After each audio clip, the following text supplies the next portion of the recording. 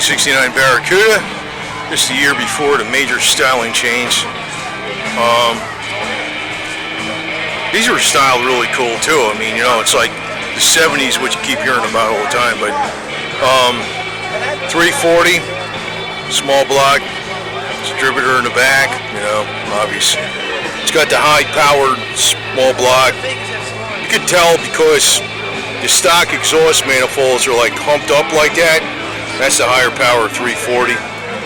You know, and I think they're rated, what were they rated? 295 horse, but they're really rated, they were higher than that. Most of the engines were underrated at that time. It's a nice color. It's got the, and like I said, you know, one thing I like about the green sometimes is like the tan interior goes with it better than gold.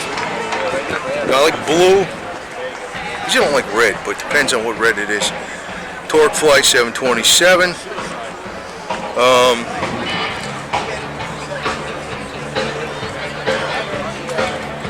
Racing stripe on it. I think it's got 14-inch wheels.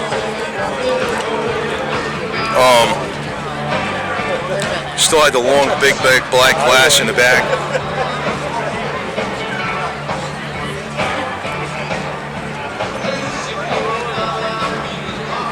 See, the car's got the right kind of name, Barracuda, you know?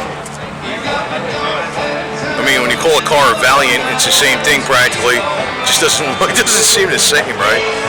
The name makes, it's marketing, right? Marketing does everything.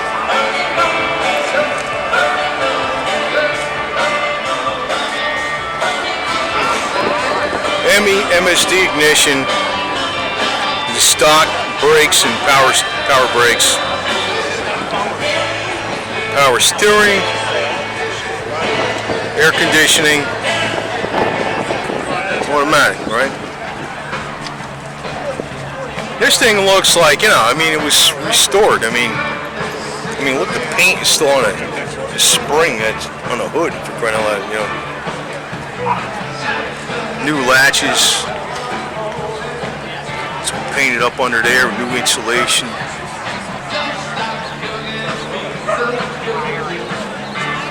That's all new chrome trim and everything.